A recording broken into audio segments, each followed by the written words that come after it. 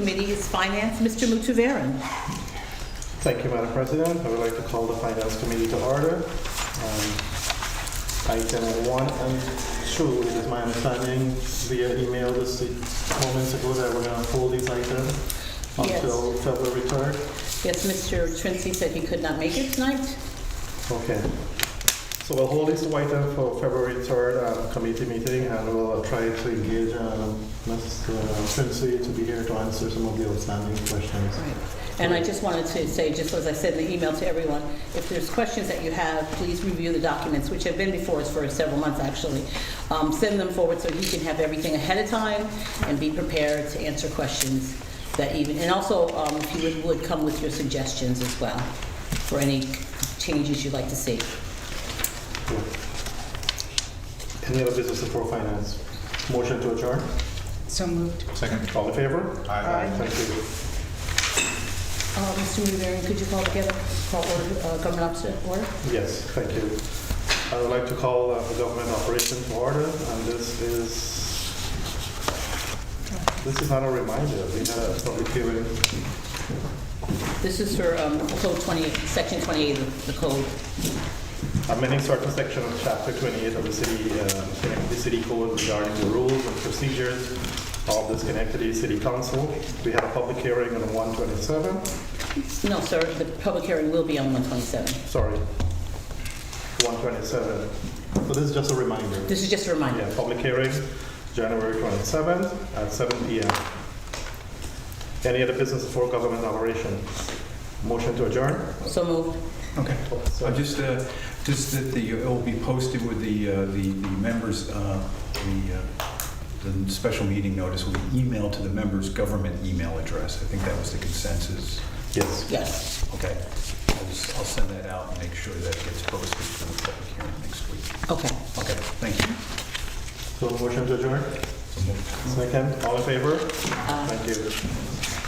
I'd like to call to order public safety. We have 2 items on the agenda tonight. First of which is to review the amending certain sections of the Schenectady City Code, Chapter 248, regarding setting a citywide speed limit at 25 miles per hour. Ms. Patrick? Yes, thank you.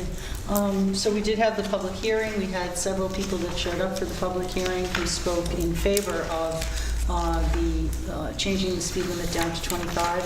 I'd like to remind folks that there's definitely research and precedents from other municipalities that show basically even that 5-mile drop from 30 to 25 really dramatically increases pedestrian safety. And I also want to emphasize again that this is about safety. It's about pedestrian safety, cyclist safety, but also about driver's safety in terms of what could happen in a car accident. So I hope that folks will support this move from 30 to 25. And anybody have any questions or comments on that? I do want to point out that we did get a couple of emails that were not in favor of it. I just want to make sure that everybody's comments, that we're made aware of those. Yes, thank you. Ms. Doyle? Thank you. So I'd like to just bring to, as the 7 or 9 people came and spoke to it, the 2 that spoke against it, when it was put out to the public, there were 153 comments not in favor of it. So I'd just like people to know that we're here, watch us, come to the public hearings, reach out to us before things end up being changed, if that's your opinion. So I just wanted to bring... Yeah. I think you're referring to the Facebook post that was put up by the mayor's office. Right. Yeah, I think I took a look at that as well, and there were a lot of negative comments on it. Some of them were negative, I feel, because I think they'd be negative regardless of what we were talking about, but there were a lot of negative comments. There were also some positive comments among that mix. Yeah. Mr. Farley? So I guess I would just caution us, because I think there is the nature of social media sometimes leans one way. I think that there is some, I wouldn't characterize everyone who disagrees with it as something that's negative. I think that, we have to, and I hope the public recognizes that this conversation is something that's been going on for a long time. I think that there was a lot of work done in order to ensure that this was the right decision to make. And just like anything else, I think that, we have to be responsive to the people. So if this turns out that to have some adverse effects that we didn't see coming and things like even after all the work, I mean, then that's something that we'll revisit. But this decision wasn't made without a lot of the due diligence of the professionals here in the city and the consultants that we engage as well. So we, Right. you know, there was some serious thought, research, and considerations made. So, and I think that sometimes people have to experience the changes in order to appreciate them, and that might be some of what we're seeing on social media. Mr. Mayor, did you have a comment? There's some aspects I briefed the council on that would require you to go into executive session. Okay. Ms. Porterfield? Yeah, so I also echo some of what Mr. Farley has said in terms of we did, the due diligence was done by the professionals. Some people, you know, of course I got phone calls and I'm probably sure other people did as well saying, well, it wasn't a good idea, but not everyone's going to agree with everything that we do. Surprise, surprise.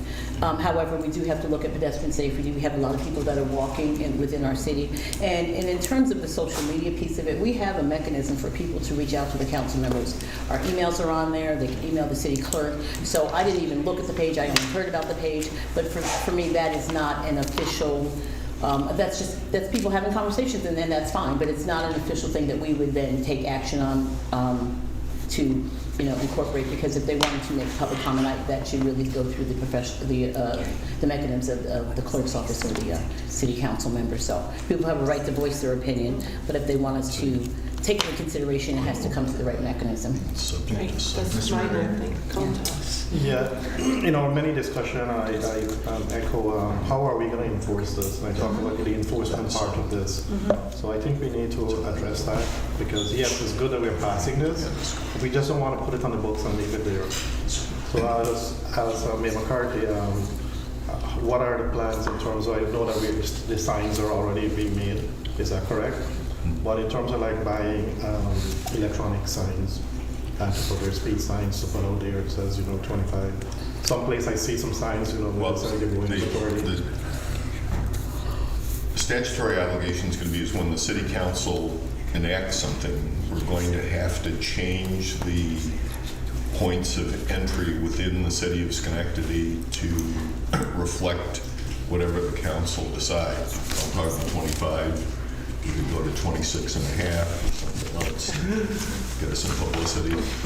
But then the other aspects, John, are to go through the city and look at different locations for the appropriate signage. So we have some research now from the flashing red lights. We have some from the flashing speed signs. There's different things out there that may work, may not work, and if, in fact, the state legislature would grant not only Schenectady, but all municipalities the authority to use a higher level of technology, which, you know, Albany got for the school zone speed cameras, you know, that technology can be applied to other locations. So again, what we want is, what the council president was talking about, Mr. Farley Williams, is how do you do these things that, again, provide safety, provide an environment that people feel comfortable about, that people are playing by the rules, and really just add value to the community. So it's whether you happen to be walking, whether you're driving your car, riding your bike, or transversing through the community one way or the other. So there's not a specific plan, but to look at what is most applicable in the different locations. Now, in terms of, as we're rolling out this, we should also consider adding more resource to the police traffic department so that they can enforce this. Are there any considerations to kind of work with the PD to kind of increase their resource so that they can actually go there and make sure that the enforcement is carried out? So that part. Any thoughts on that? Well, before we're adding more to the police department, give me a chance to get some levels of productivity out of the police department. If I could add to that, I know my position for fully funding the ask from the police department and this past year's budget was with the anticipation that they'd be able to fully address the issues of the city. And I know as we say fully fund, there are positions that are in the academy. So, and as they take on retirements, there's always that like odd one-on, one-off. But truly, it's making sure that they have the resources that they need to properly function throughout the city in their roles, and that's the same with the fire department. So I think it's going to be just a sharing and understanding, but making sure our legislation supports them as well, where they're not up against the wall. But I did want to miss One more point. In talking about that, we also talk about, in many of our discussion, we talk about, are we blanket across the city 25 mile, or are we exempting some of the streets? No. Ms. Patrick. Okay, so a couple of points. The answer to your question is no, and that is something that we've talked about with the city engineer and the traffic consultant have presented here, and it was also presented to us in terms of the responsibilities of the city engineer. I think we had something in one of the code statements that we had. The city engineer will be discussing this with us, of course, more, but it'll be 25 mile per hour in the city, but there'll be certain streets where the speed limit, and this is an important point because this was some of the comments on the Facebook page as well. In those areas where traffic congestion is heavier, then probably the speed limit would remain at its current speed. Where you have to have larger, when there's more congestion, you have to have the ability to be able to move the cars along. So the city engineer had spoken about parts of Erie Boulevard, parts of State Street.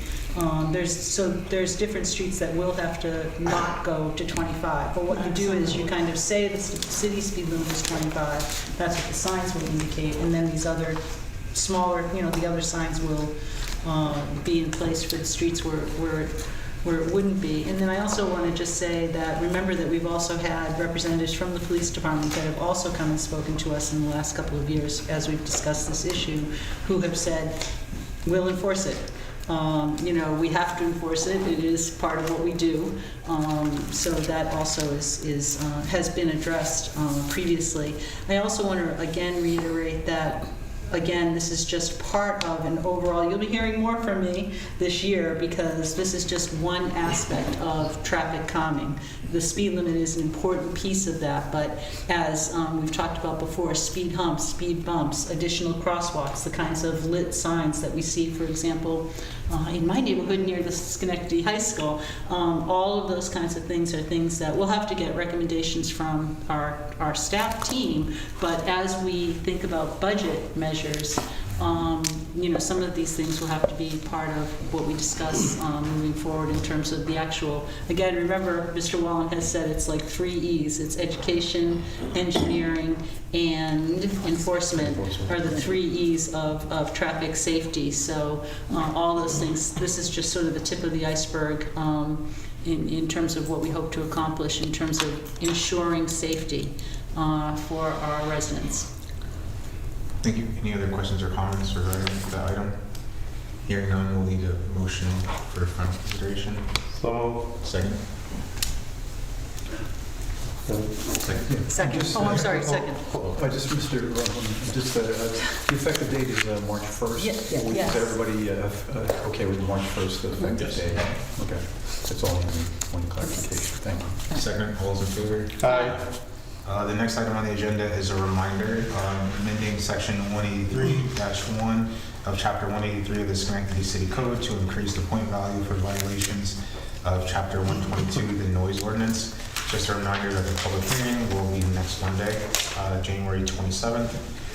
However, in everyone's agenda, there should have been an example of the appearance tickets that were discussed at last committee meeting. Mr. Rivera, did you have any comments related? Yes, so you should have in the package here, there's an appearance ticket. This is something that the council had worked with the PD over a couple of years ago, and there was some pushback from the court. And eventually, with the help of Corporation Council and the police department, several officials there, they were able to come up with a revised version that is acceptable to the court. So before you should have a copy here. We can review it, and if you have any questions, we can discuss this. and come back with any question or suggestion you may have. Ms. Porterfield? I have a question right now. Yeah. I'd like to know why they're requesting individual social security number. Because this document, I'm not sure where it's going to be, how many people are going to see it, how many hands it's going to go through, and that's information that can be used in any number of ways. So that's the first thing that stood out to me, because I have to tell you quite frankly, if I got one of these, I would not want to share my social security number on this written document to be passed around, and I'm not sure about the security of it. Generally speaking, people give the last 4 of their social security, and here you're asking for a person's. So I need to know an understanding of why that is necessary if they have all this other information to identify individuals. Corporation counsel. Yeah. And the appearance ticket goes to the defendant. But they know their social security number, so why do we need to put it on there? I would have to look into that. Yeah, please, Sure. because that's very personal information. Any other questions or comments? Hearing none.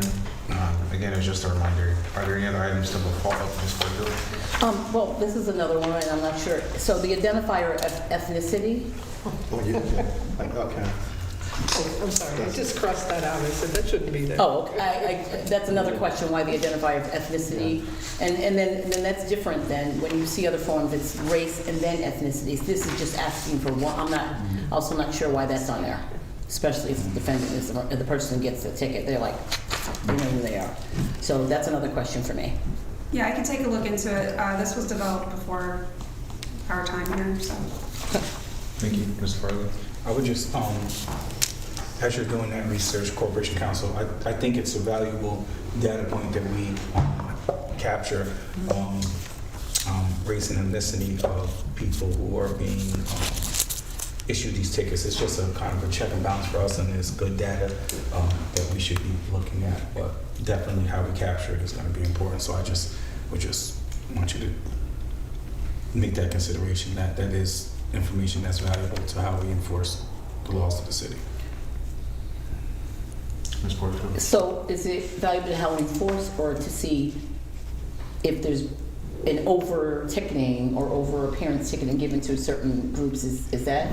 So I think that there's a couple reasons why that's important information to have. Number one, it can, if you look at the data, it can show a trend of if we are disproportionately issuing tickets to a certain, race, gender, neighborhood, things like that, right? We want to look at that. And then you also want to look at populations that are underrepresented in that pool, and then think about what type of, there's also some, not to geek out a little bit, but I will if you allow me, also look at what neighborhoods that we are issuing these tickets, and how much of that can be impacted by neighborhood design, closeness of houses, where they are relative to major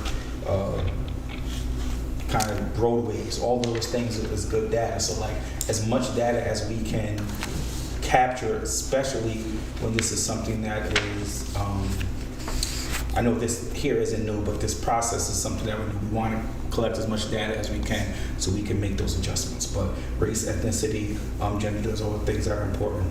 So you think both race and ethnicity should be on there? Because Yeah, sure. because this one just asks for ethnicity. So. Yeah, and I also think that part of the work that the police have been doing and some of the trainings that they have helped them make the distinction between race and ethnicity. But I don't have a lot of confidence that we are all viewing race and ethnicity the same way. So I think that having those both there helps people get in the habit and the know to make those distinctions when necessary.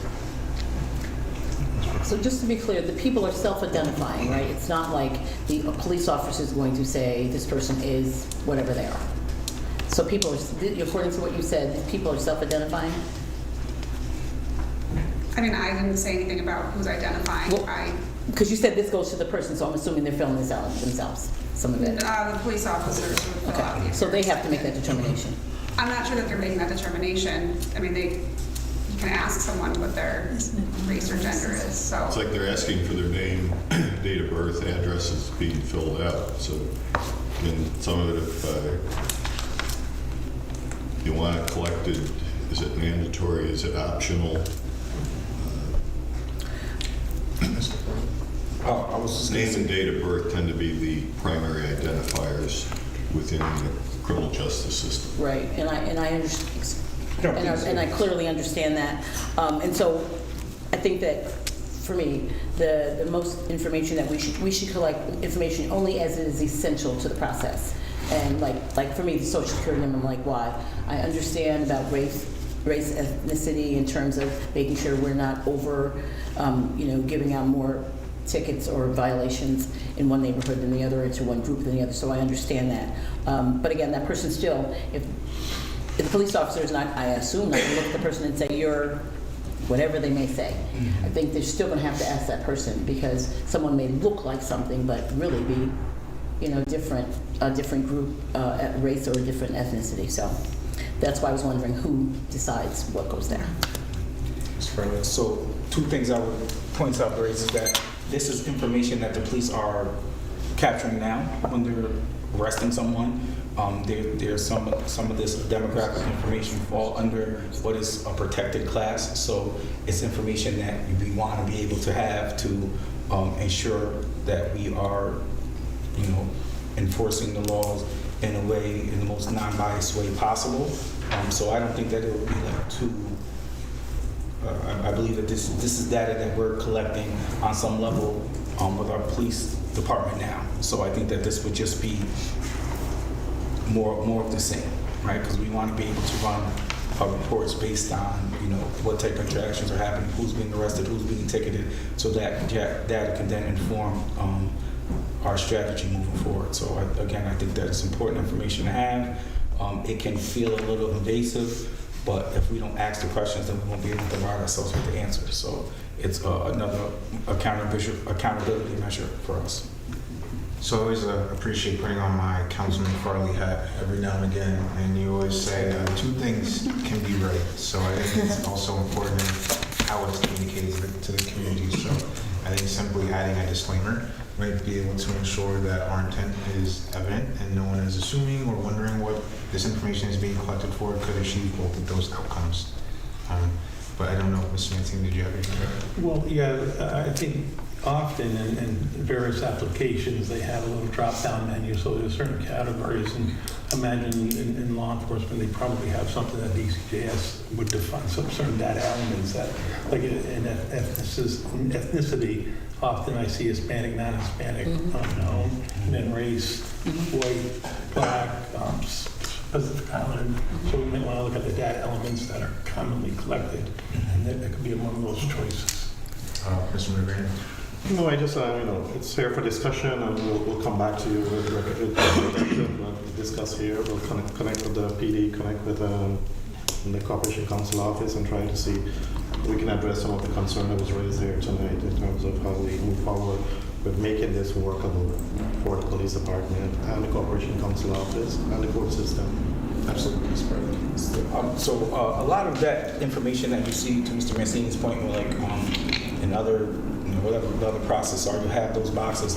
Those are usually, those categories, if you will, are usually come from the federal government, like from the Census Bureau. So that's where we get there. And those, as we know, sometimes our partners in federal government won't move things along as fast as we would like, and aren't as inclusive as we would like.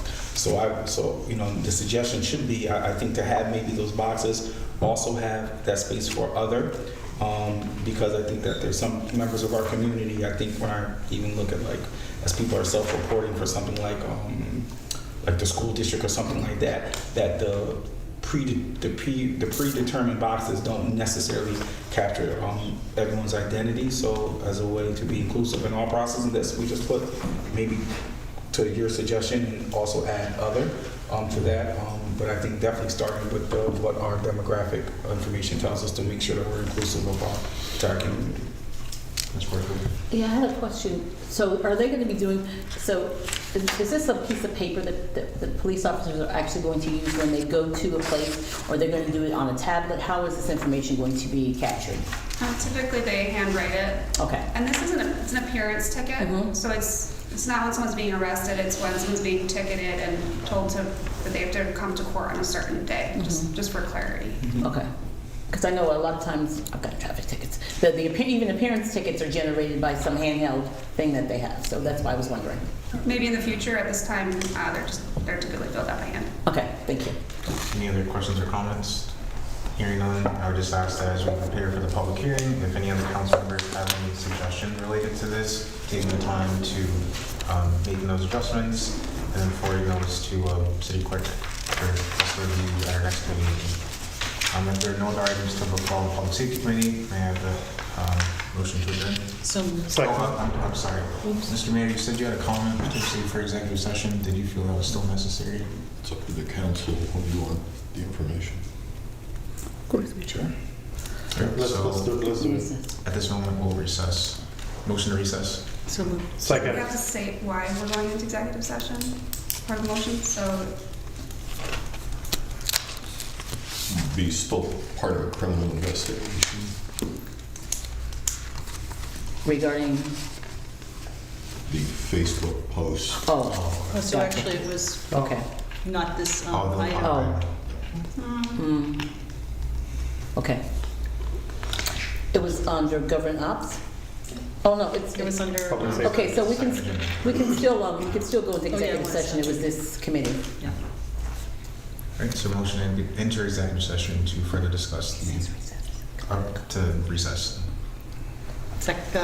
I'll make that motion. All right, second. Second. All those in favor? Aye. We are recessed. Thank you. I'd like to call to order City Development and Planning. We have 10 items on the agenda.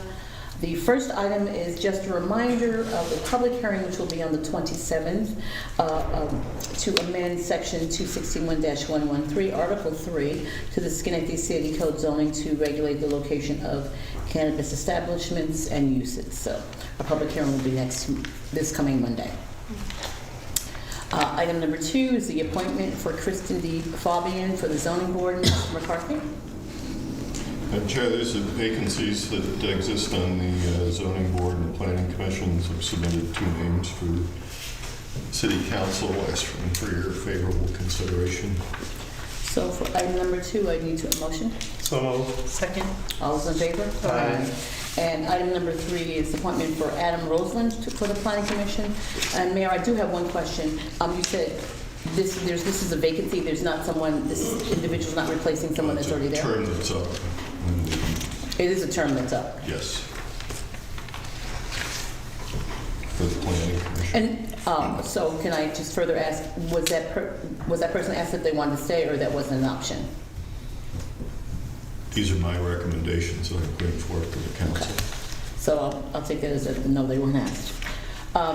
Does anyone else have any questions regarding this? I'll move this. Second. All those in favor? Aye. The next item is a ceremonial resolution recognizing Black History Month. Of course, February is Black History Month, and we always do a resolution to commemorate, of course, Black History is every month of the year, but however, just to highlight that, and actually Mr. Farley will be doing this resolution. So moved. Second. All those in favor? Aye. Item number 5 is ceremonial resolution recognizing Anthony Ferrari on his retirement after 40 and a half years. He's been saying it for a long time, but he really is retiring this time, he says. So I'd like to give him a resolution for his 40 and a half years of service to the city of Schenectady. So moved. Second. All those in favor? Aye. The final items are for executive session, and I do not see Mr. Brown. I don't know where he is, but if you want to move through them, I will be trying to answer the questions of the council. Did he tell you he wasn't coming? All right, so I am going to call him because he did not say he was not coming. And so for the first, I'd like to entertain a motion to go into executive session. So, second. All's in favor? Aye. We're going to go into executive session, and members of the public will have to leave.